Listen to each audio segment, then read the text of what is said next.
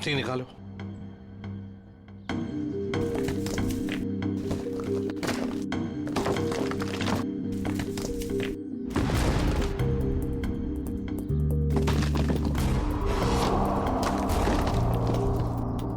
तो लगता है लाश को छुपाने की पूरी कोशिश की, लेकिन पूरी तरह से कामयाब नहीं हुआ है।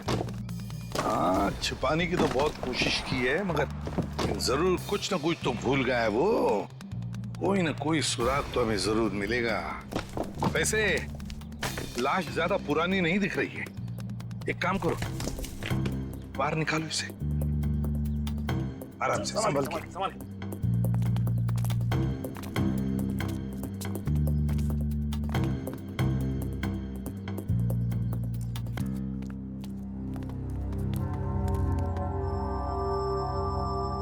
ये देखो, बड़ी बेरहमी से मारा है इसे।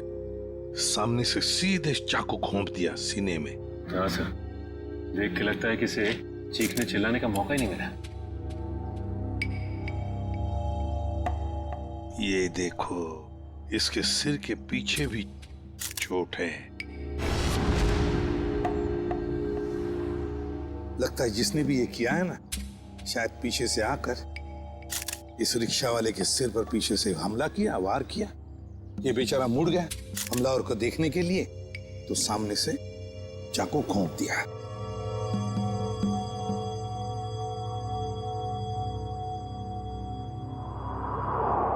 जेब में कुछ भी नहीं। लेकिन सर, कोई रिक्शा वाले को क्यों मारेगा? फिर इस रिक्शा वाले को पैसे के लिए तो कोई नहीं मारेगा। हो सकता है इस रिक्शा वाले का किसी के साथ झगड़ा वगड़ा हुआ होगा या आपसी दुश्मनी हो, लेकिन अगर इसकी लाश यहाँ पर है, रिक्शा कहाँ पर होगी?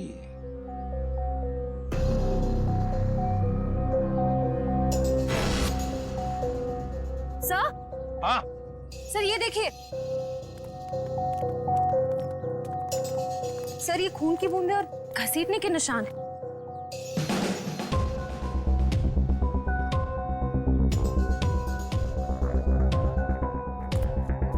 ये देखो, लगता है जिसने भी ये किया है, इस रिक्शा वाले को यहाँ से घसीट कर वो लेकर गया वहां ईंटों में छुपाने के लिए। वो क्या है?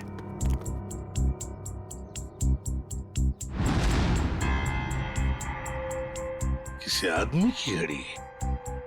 अरे ये तो काफी महंगी घड़ी है। शायद रिक्शा वाले की होगी। नहीं फ्रेडी, ये इस रिक्शा वाले की घड़ी नहीं लगती। इतनी महंगी घड़ी है ये, 1,00,000-1,50,000 की तो घड़ी है ये। तो फिर सर, शायद उसी की होगी जिसने रिक्शा वाले को मारा है। वो तो ये भी सकता है कि घड़ी उस आदमी की हो जो ऑटो में बैठा था। इतनी कीमती घड़ी पहनने वाला आदमी रिक्शा में नहीं जाएगा, मुझे नहीं लगता। देखो, और भी कोई सुराग मिलना चाहिए। देखो जरा आसपास।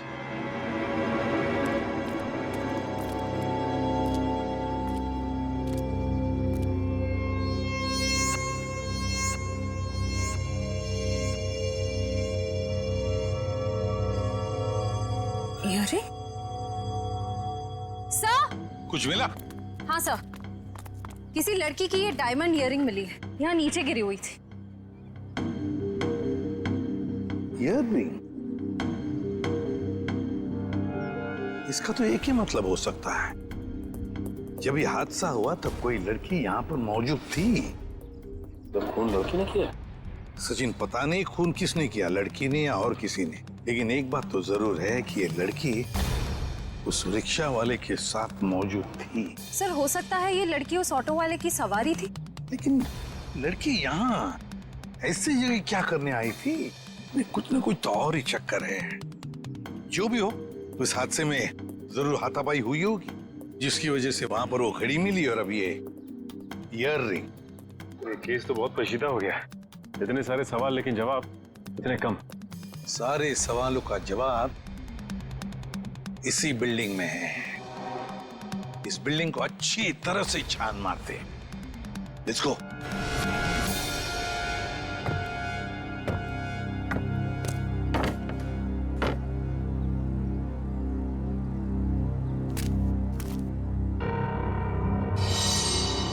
क्या हुआ? ये देखिए सीढ़ियों पे खून की बूंदें। हाँ, ये देखो। सर ये तो बहुत ही अजीब बात है, लाश वहां पर और खून की बूंदें यहाँ। मुझे तो कुछ और ही आ रहा है दिमाग में। कहीं और एक लाश तो नहीं इस बिल्डिंग में? ऊपर चलकर देखते हैं, देखते ये खून के धब्बे कहां तक है।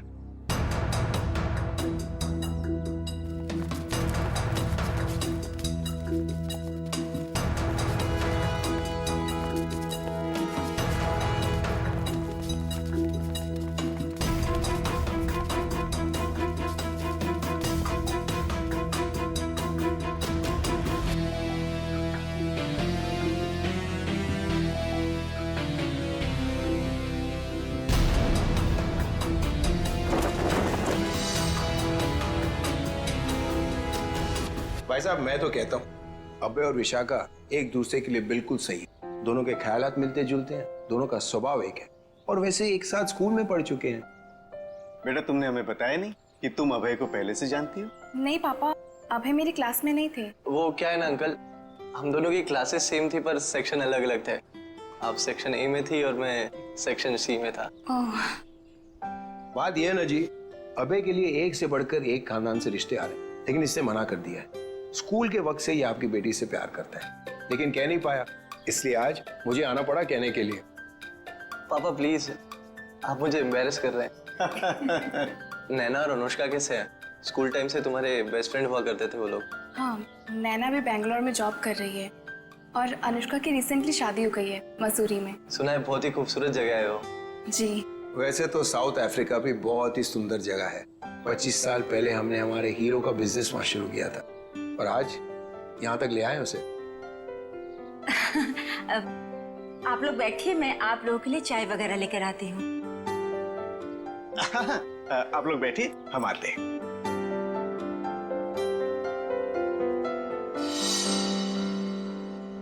क्या बात है सरिता, क्या हुआ?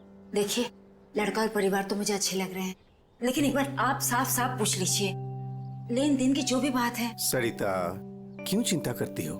देखो, मुझे नहीं लगता कि धीरेन्द्र जी की कोई मांग है, और अगर होगी भी तो हम मांग पूरी कर देंगे ना। देखो सरिता, मेरी पेंशन है, तुम्हारे जेवर है, और अगर जरूरत पड़ी तो हम ये मकान बेच देंगे। आखिर हमारी एक ही बेटी है। ओफो, आप एक बार पूछ तो लीजिए ना, कहीं कोई बड़ी मांग रख दी तो। फिर तो ये रिश्ता नहीं हो पाएगा। खैर, अपनी किस्मत है, देखते हैं। चलो। लीजिए भाई साहब। ये सब लाने की क्या जरूरत थी? इतनी तकलीफ क्यों की आपने? अरे क्या कहते हैं भाई साहब, ये तो कुछ भी नहीं है, ये तो आपको लेना ही पड़ेगा। चाय लीजिए। ये लो बेटे।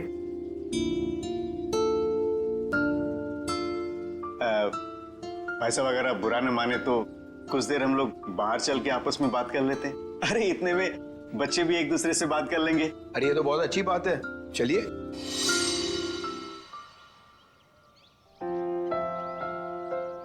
भाई साहब, आपका बेटा हमें बहुत पसंद है। मुझे भी बिल्कुल विशाखा जैसी बहू चाहिए थी। अगर विशाखा अभय को पसंद उसकी करे, फिक्र आप मत कीजिए, हमारी मंजूरी में ही उसके यहाँ है। ये तो बड़ी अच्छी बात है, तो मैं बात पक्की समझूं? जी जरूर। धीरेन्द्र जी, अगर आपकी कोई मांग हो तो आप मुझे। ये कैसी बात कर ली आप लोगों ने? अरे भाई, भगवान का दिया हुआ सब कुछ है हमारे पास। आपकी बेटी सिर्फ 2 जोड़ी कपड़ों में चाहिए, ये आप कर पाएंगे या नहीं? मुझे समझ में नहीं आता कि मैं आपका ये कर्ज कैसे चुका पाऊंगा। लेकिन हमारी एक शर्त है। शर्त? ये शादी 2 दिनों में हो जानी चाहिए। 2 दिनों में शादी की तैयारियां हम कैसे कर सकते हैं? देखिए, ये हमारी एक ही बेटी है, हम चाहते हैं कि उसकी शादी बड़े धूमधाम से हो, इसलिए थोड़ा अगर आप हमें वक्त दे दे तो। देखिए भाई साहब, मैं आपकी बात समझता हूँ, लेकिन 3 दिनों के अंदर मुझे साउथ अफ्रीका पहुंचना है। सिर्फ मेरे बेटे की वजह से मैं अपना पूरा कारोबार छोड़ के आया हूँ। अगर आप ये नहीं कर पाओगे तो ये रिश्ता नहीं होगा। हाँ? सोच लो आप लोग।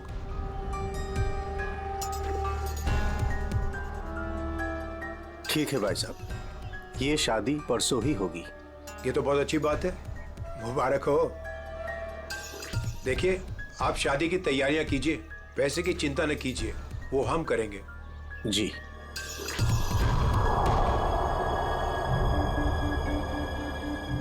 कैसे? तुम चिंता मत करो सरिता, भगवान की जो मर्जी है वही होगा। चलो शादी की तैयारी करते हैं।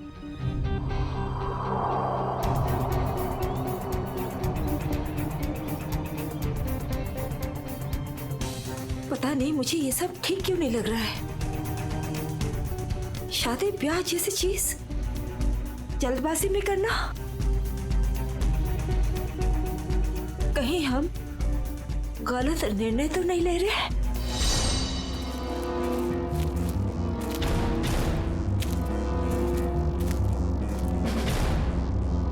सर, इस लड़की का चेहरा तो पूरी तरह से बिगड़ चुका है। इसकी पहचान करना बहुत मुश्किल होगा। तो सर, लड़की के पास से ना ही कोई आइडेंटिफिकेशन मिला है, ना ही कोई मोबाइल। तो लाश को देख के लगता है कि इसकी और उस ऑटो ड्राइवर की मौत लगभग एक ही वक्त हुई है सर।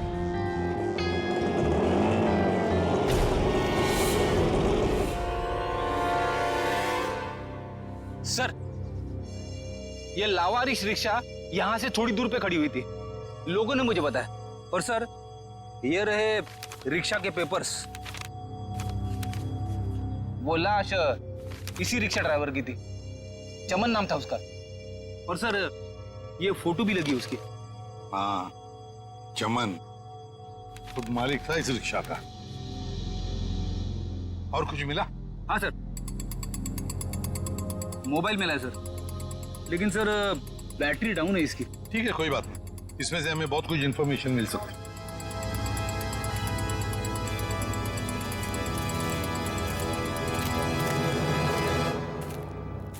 वॉचमैन होना यहाँ के।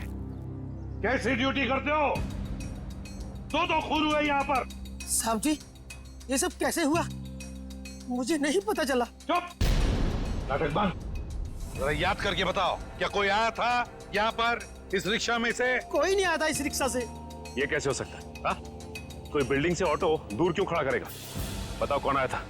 हाँ साहब जी, याद आया, जब मैं खाना खाने गया था ना, जरूर कोई आया होगा। झूठी करते हो।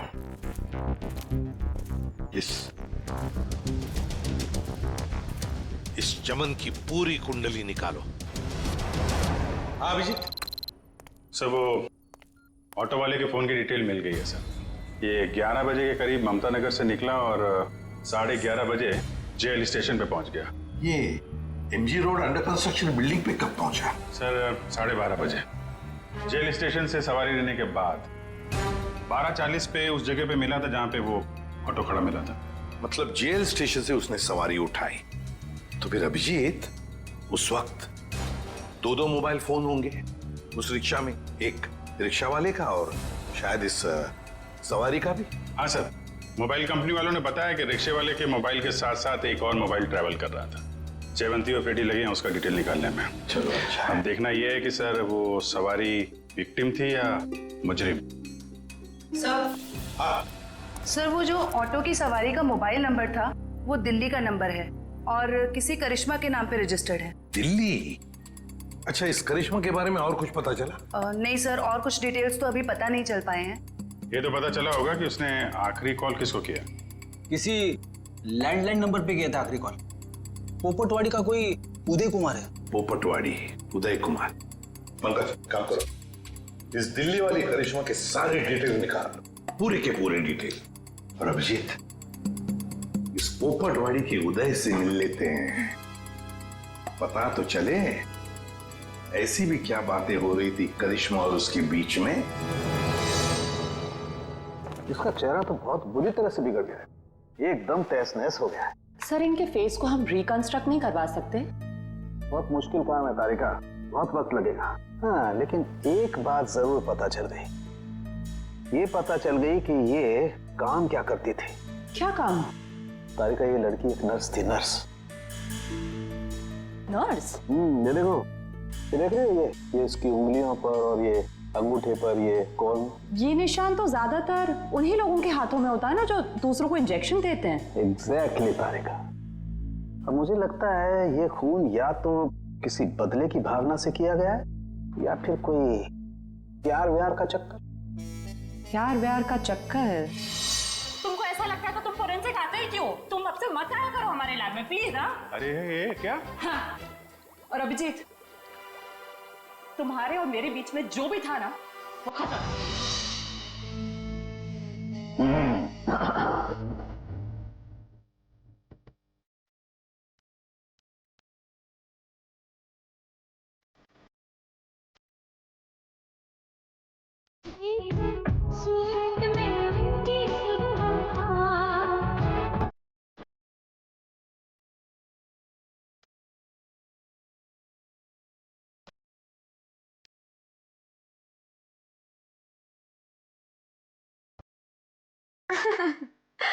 विशाखा, तुम्हें पता है वैसे तो मैं अभय की मुंह बोली बहन हूँ, पर हाँ, एक सगी बहन अपने भाई को उतना प्यार नहीं करती, उससे भी ज्यादा प्यार मैंने अपने भाई को दिया है। Sweet of you. Thank you so much मेरे भाई को शादी के लिए हाँ कहने के लिए। यकीन ही नहीं हो रहा है ना, इतनी जल्दी सारी तैयारियां हो जाएगी। और आज हमारी बेटी की मेहंदी की रस्म है। तुम ठीक कह रही हो, मगर ये सब कुछ मुमकिन नहीं होता अगर धीरेन्द्र जी हमारी सहायता नहीं करते तो। देखो ना, अभय की बहन माया किस तरह से सुबह से लेके सारा काम कर रही है, कितनी अच्छी तरीके से कर रही है ना? वाकई। सर, यहाँ पे तो शादी की तैयारियां चल रही है, पूछताछ कैसे करेंगे? वही तो, लेकिन एक बात याद रखना, ऐसे माहौल में जरा समझदारी से काम लेते हैं, किसी को ठेस नहीं पहुंचनी चाहिए, है ना? अरे आइए आइए, आप लोग लड़के वालों की तरफ से? देखिए, हम लोग मेहमान नहीं हैं, हम लोग सीआईडी से आए हैं। सीआईडी? यहाँ सब कुछ ठीक तो है ना? देखिए, आप फिक्र मत कीजिए, हमें पता है आपके घर में शादी का रस्म चल रहा है, लेकिन देखिए बात कुछ ज्यादा नहीं है, सिर्फ 2 मिनट की बात है। एक बात बताइए, कल लैंडलाइन पे कोई अनजान फोन आया था आप? हाँ, मेरी बेटी विशाखा ने फोन उठाया था। जरा बुलाइए ना विशाखा को। विशाखा बेटी, 1 मिनट इधर आना। हाँ जी, 1 मिनट। जी पापा। बेटे ये। हाय विशाखा, शादी मुबारक हो। Thank you. हम सीआईडी से हैं, मैं इंस्पेक्टर श्रेया। कल सुबह 10 बजे लैंडलाइन पे एक कॉल आया था। जी आया था। किसका फोन था? किसी करिश्मा का फोन था, बट मैं उसे नहीं जानती। अगर तुम उस लड़की को नहीं जानती हो तो उसने तुम्हें क्यों कॉल की? दरअसल वो मुझसे मिलना चाहती थी, पर मैंने उसे मना कर दिया। तुम तो कह रहे हो तुम उसे जानती तक नहीं, फिर भी वो तुमसे बात करना चाहती थी। कोई ना कोई तो वजह जरूर होगी, हैं? बताओ। शायद वो मेरी शादी के बारे में कुछ बात करना चाहती थी। क्या क्या बात करना चाहती थी? कुछ बताया उसने? जी, तब तक तो मुझे भी नहीं पता था कि मेरी शादी होने वाली है। वो शायद मेरी पिछली शादी के बारे में बात करना चाहती थी। मतलब विशाखा, तुम्हारी पहले भी एक शादी तय हो चुकी थी जो टूट चुकी है। देखिए प्लीज, अगर इस बारे में इस वक्त बात न करें तो अच्छा होगा। बड़ी मुश्किल से उस सदमे से ये उभर पाई है। प्लीज। पापा, इट्स ओके, मुझे उस बात से कोई फर्क नहीं पड़ता है। पर आप इस फोन कॉल के बारे में मुझसे इतने सवाल क्यों पूछ रहे हैं? दरअसल बात यह है कि करिश्मा नाम की उस लड़की का। एक मिनट में समझाता हूं। देखिए, ये करिश्मा जिसने फोन किया था यहाँ पर, हम उससे मिलना चाहते हैं एक केस के सिलसिले में। ये करिश्मा कोई मुजरिम है क्या? क्या इसने कोई जुल्म किया है और ये मुझसे क्यों बात करना चाहती है? देखो, करिश्मा मुजरिम है या नहीं ये अब तक तय नहीं हुआ है। खैर छोड़ो, आप लोग शादी की तैयारियां करो। और विशाखा, हम सब की तरफ से शादी मुबारक हो। Thank you.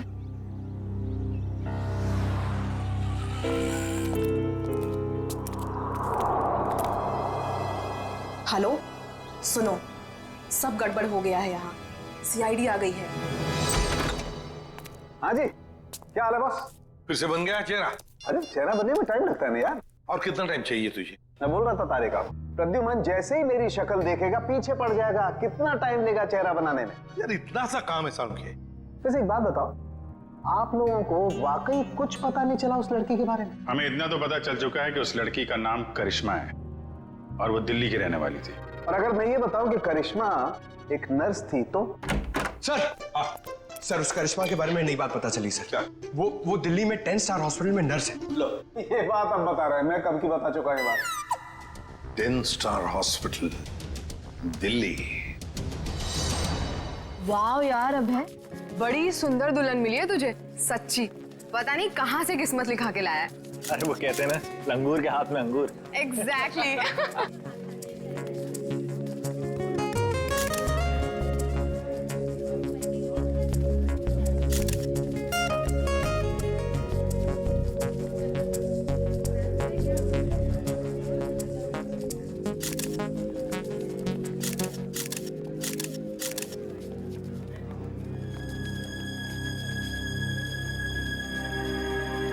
उदय जी, आप रो रहे हो? सब ठीक तो है ना? ये तो खुशी के आंसू हैं। आज अपने बेटी को दुल्हन बना जो देख पा रहा हूं मैं, इसलिए। आपसे कुछ बात करनी थी। हाँ हाँ, तो कहिए ना। यहाँ कहना ठीक नहीं होगा, जरा अंदर चलिए ना। क्यों, हमसे शादी में कुछ कमी रहेगी क्या? नहीं, वो सब ठीक है, A1। देखिए, सारे मेहमान आ रहे हैं, अगर हम यहाँ से चले गए तो कुछ परेशानी हो जाएगी। फेरे हो जाए, उसके बाद दोनों बैठ करके बातें करते हैं। देखिए, मेहमानों को छोड़िए, आप अंदर चलिए, वरना ये शादी नहीं होगी।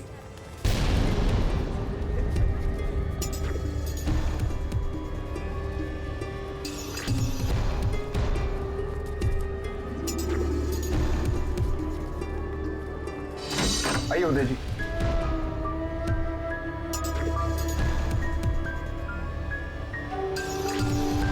धीरेन्द्र जी, बात क्या है आप बताइए ना। देखिए, मेरी परेशानी बढ़ती जा रही है। अरे भाई, परेशान होने की कोई बात नहीं, एक छोटी सी रिक्वेस्ट है। कैसी रिक्वेस्ट? आपको याद है मैं आपके घर आया था आपकी बेटी को देखने, और मैंने आपको कहा था मुझे दहेज बिल्कुल नहीं चाहिए। जी मुझे अच्छी तरह से याद है, आपने कहा था कि आपको दहेज नहीं चाहिए। तो अब क्या चाहिए आपको? मैं अपनी जुबान का पक्का हूँ, कहा ना दहेज नहीं चाहिए, दहेज नहीं लूंगा। हाँ, मगर आपको दहेज नहीं चाहिए तो क्या चाहिए?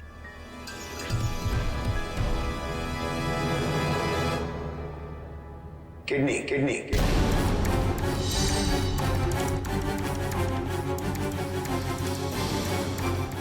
किडनी? पर किसकी? मैं शायद आपको बताना भूल गया कि मेरी तबीयत दरअसल ठीक नहीं रहती, और जल्द से जल्द अगर किडनी ट्रांसप्लांट नहीं हुआ तो मैं ज्यादा दिन नहीं बच पाऊंगा। Kidney transplant? देखिए, आपकी बेटी की शादी है, और कुछ ही दिन बाद उसका ससुर यानी कि मैं मर जाए तो आपको कैसा लगेगा?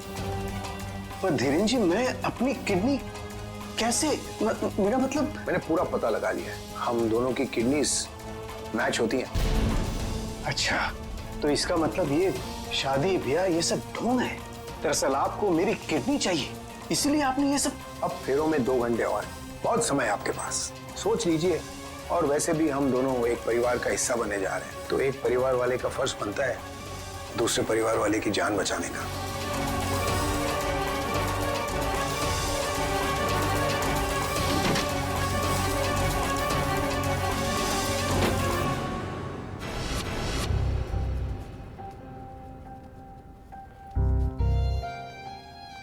आपको दहेज नहीं चाहिए तो क्या चाहिए?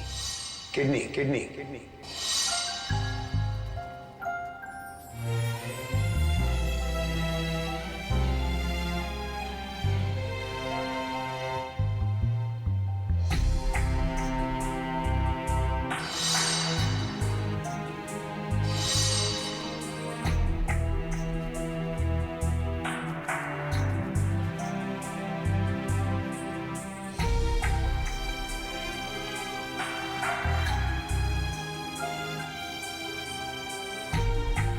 अरे कहाँ चले गए थे आप?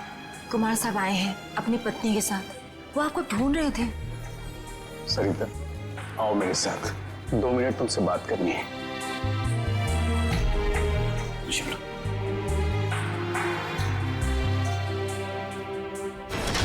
आओ सरिता। क्या हुआ, मुझे बताएंगे भी? सरिता, दरवाजा बंद कर दो, बताता हूँ।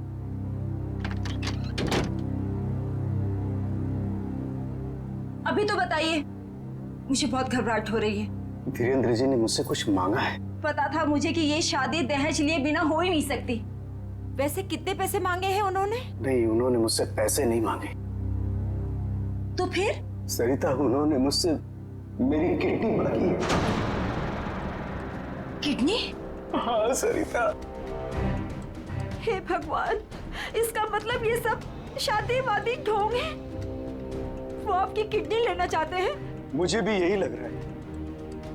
ये अचानक से उनका मेरे घर आना, फिर 2 दिन में शादी और अब ये सब कुछ। सरिता, मुझे तो इसमें बहुत बड़ी साजिश लग रही है। तो क्या अब हमारी विशाखा की शादी फिर से टूट जाएगी? अगर मैंने किडनी नहीं दी तो ऐसा ही होगा। ना सरिता, तुम मत रो।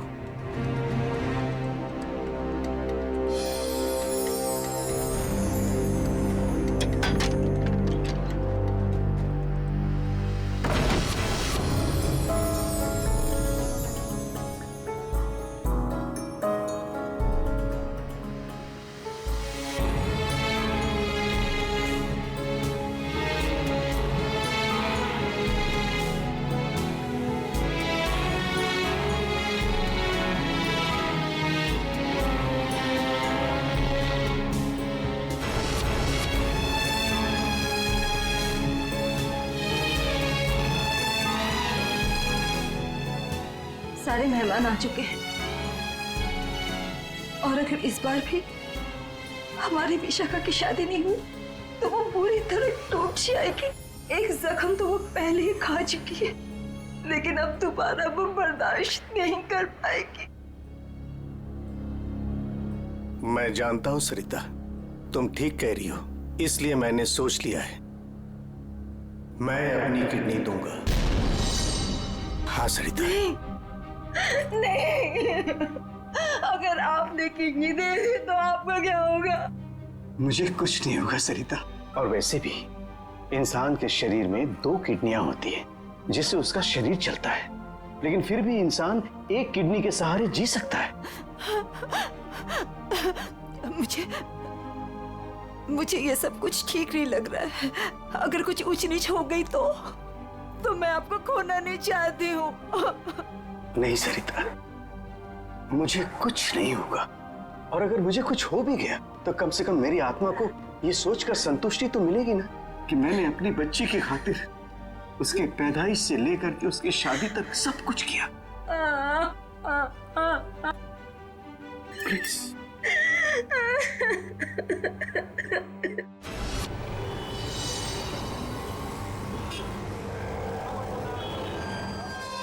हेलो सर, मैं अनुज, इस हॉस्पिटल का डीन। करिश्मा की मौत की खबर सुनकर आई एम शॉक्ड। वो बहुत ही काबिल नर्स थी। वैसे डॉक्टर साहब, एक बात समझ में नहीं आ रही है, ये करिश्मा ने अचानक से छुट्टी क्यों ली और फिर यहाँ से मुंबई चली गई? कोई खास वजह थी क्या छुट्टी लेने? उसने छुट्टी ली और यहाँ से चली गई। अब यहाँ से जाने के बाद वो कहाँ गई, किस लिए गई, इसके बारे में हमें कुछ नहीं पता। देखिए, हम लोग करिश्मा के घर गए थे, लेकिन वहाँ से कोई ज्यादा जानकारी मिली नहीं है। क्या आप बता सकते हैं कि यहाँ पे करिश्मा को कोई सामान वगैरह पड़ा है? आप चाहें तो करिश्मा का लॉकर देख सकते हैं। जी हाँ, जरा दिखाइए लॉकर। आइए। चलिए। अरे सर, इस लॉकर को देखकर मुझे मेरी नानी की अलमारी याद आ गई। वो भी अपना सारा सामान ऐसे ही ठूस ठूस के रखती थी। सर, ये तो किसी मरीज की मेडिकल रिपोर्ट है। किसकी फाइल है ये? देख। उदय कुमार। उदय? विशाखा के पिताजी उदय कुमार? कमाल है, इस फाइल को तो हॉस्पिटल के रिकॉर्ड रूम में होना चाहिए। ये करिश्मा के लॉकर में कैसे? मतलब ये करिश्मा उदय जी और उसके परिवार वालों को जानती थी? वो परिवार वाले तो बता रहे थे कि वो करिश्मा को जानते ही नहीं।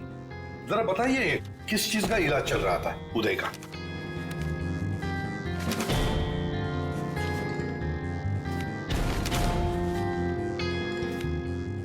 क्या डॉक्टर साहब, आपके चेहरे का रंग उड़ा हुआ क्यों है? उदय जी को फूड पॉइजनिंग थी और उनके सारे टेस्ट किडनी के करवाए गए हैं। क्या? यार ये क्या चक्कर है? नहीं नहीं नहीं दया, कुछ न कुछ तो गड़बड़ जरूर है, कुछ न कुछ तो गड़बड़ है। अच्छा डॉक्टर साहब, इस करिश्मा का बर्ताव कुछ अजीब लगा आपको? मतलब कुछ गड़बड़ लगा आपको कभी? नहीं, ऐसा तो कुछ भी नहीं लगा। सर, ये देखिए, माय गॉड, तो ये बात है। क्या बात है उदय? अरे डॉक्टर चंद्रप्रकाश, आओ बैठो बैठो। ये अचानक क्या बात करना चाहते हो तुम मुझसे? और भाभी जी क्यों रो रही हैं? शादी में कोई मदद वगैरह चाहिए? डॉक्टर, शादी की कोई बात है ही नहीं। अच्छा, तुम ये फाइल मेरी देखो ना, मेरी मेडिकल फाइल। ये फाइल चेक करके बताओ कि क्या मैं अपनी एक किडनी डोनेट कर सकता हूँ? उदय, तुम्हारी बेटी की शादी हो रही है और इस वक्त तुम्हें ये सवाल सूझ रहा है? डॉक्टर, शादी न रुके इसलिए तो मैं ये बात पूछ रहा हूँ तुमसे। बताओ ना। क्या मतलब है? मतलब मैं बाद में तुम्हें समझाऊंगा। तुम पहले मुझे ये बताओ कि मैं एक किडनी के सहारे जी सकता हूँ या नहीं। बताओ डॉक्टर, मुझे प्लीज बताओ ना।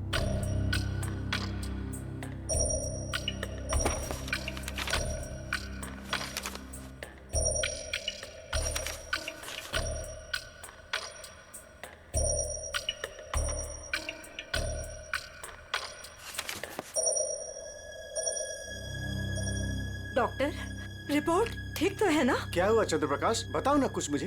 क्या किडनी देना जरूरी है? बस तुम इतना ये समझ लो कि किसी के जिंदगी और मौत का सवाल है। देखो, अगर मैंने किडनी डोनेट नहीं की ना तो मेरी बेटी की शादी रुक जाएगी। देखो उदय, तुम्हारी ये किडनी पहले से ही खराब है। क्या सरिता, मुझे तो आज तक ये प्रॉब्लम कभी महसूस ही नहीं हुआ।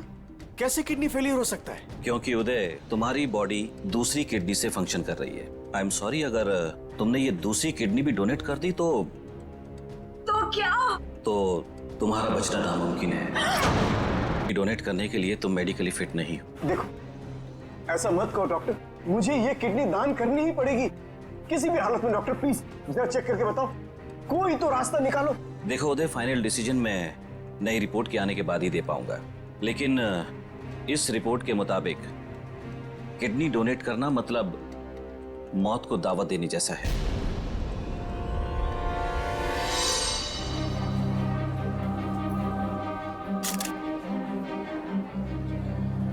आओ।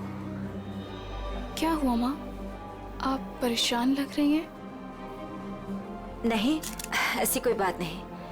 फेरे का समय हो गया है, आओ।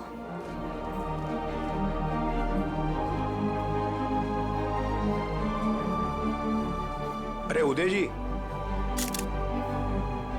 आप ही को ढूंढ रहा था। फेरे लगवाएं या फिर मैं बारात वापस? जी नहीं, बारात वापस ले जाने की नौबत नहीं आएगी। मुझे पता था, आप बड़े समझदार इंसान हो, सही डिसीजन लिया। और वैसे आप अपनी बेटी को इतना प्यार जो करते हो, आइए। यकीन नहीं आ रहा है दया, शादी के नाम पे ऐसी सौदेबाजी।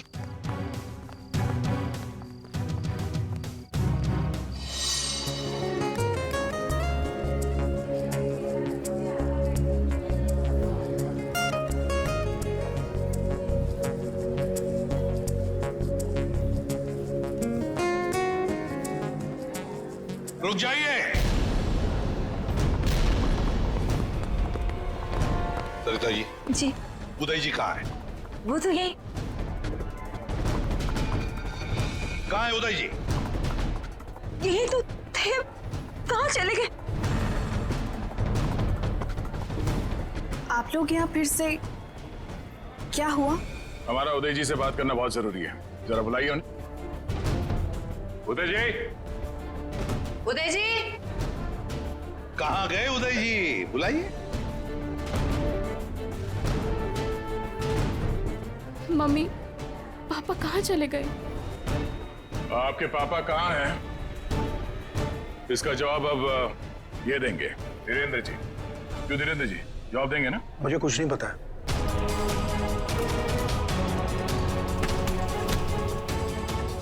नहीं पता तो सड़क कहाँ रहे आप? हाँ? सर, मैंने कुछ नहीं किया सर। मैं तो इनका असली बेटा भी नहीं हूँ सर। मेरे पति को इन लोगों ने गायब करवाया होगा और किडनी के लिए ये लोग शादी तोड़ने की धमकी दे रहे थे। मॉम, आपने बात मुझे पहले क्यों नहीं बताई? आपके और पापा से बढ़कर मेरे लिए कुछ नहीं है। शर्म आनी चाहिए तुम्हें।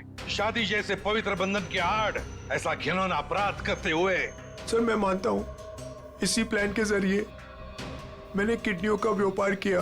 क्या? शायद इसीलिए उन गुनाहों की सजा है कि मेरे खुद की किडनी बेकार हो गई। लेकिन इस बार सर मैं खुद की जान बचाने के लिए कर रहा था। इसके लिए किसी और की जान चली जाए। अब बताओ, करिश्मा को क्यों मारा? सर मैंने करिश्मा को नहीं मारा, बल्कि वो तो मेरी मदद करती थी मरीज ढूंढने में। सर इस बार मैंने गैंग वालों को बताया बिगैर एक किडनी गायब कर दी। उसी बात को लेकर वो मुझे ब्लैकमेल कर रही थी कि वो बाकी गैंग वालों को और विशाखा को ये बात बता देगी। इसीलिए तुमने करिश्मा को मारा है? इसीलिए? नहीं सर, मेरा यकीन मानो, मैंने उसे नहीं मारा। मुझे लगता है कि सर उसकी मौत के पीछे मेरे बाकी गैंग वालों का हाथ है। कौन है तुम्हारे साथी? कहाँ लेकर गए उदय को? किडनी निकलवाने। ऑपरेशन शायद शुरू भी हो गया होगा। कहाँ हो रहा है ये किडनी निकालने का ऑपरेशन?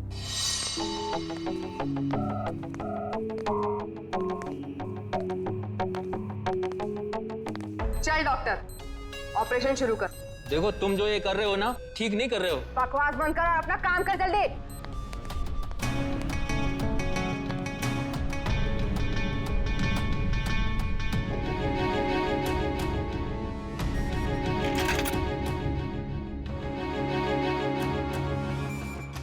अबे जल्दी करना।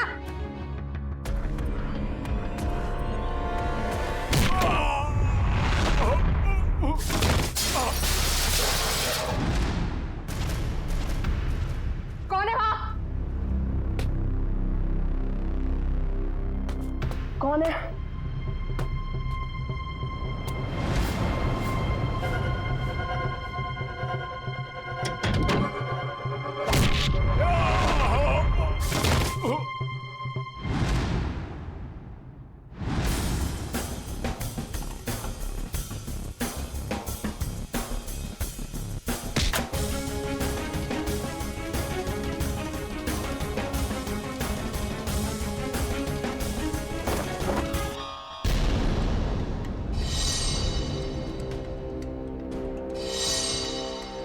अपने जुर्म का इनाम तो लेती जाओ।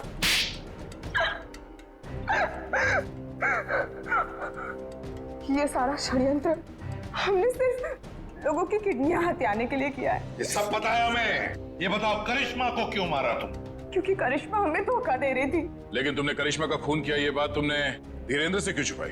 ताकि जब धीरेन्द्र किडनी ट्रांसप्लांट के लिए ऑपरेशन थिएटर में आए तो वहां उसे आराम से मार सके, ताकि वो खून ना लगकर एक हादसा लगे।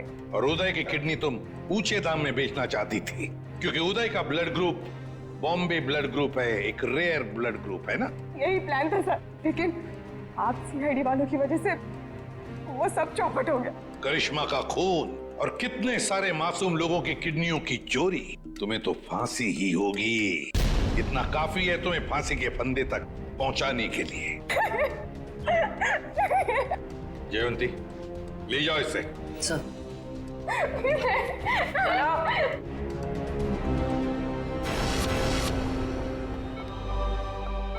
कैसे आप?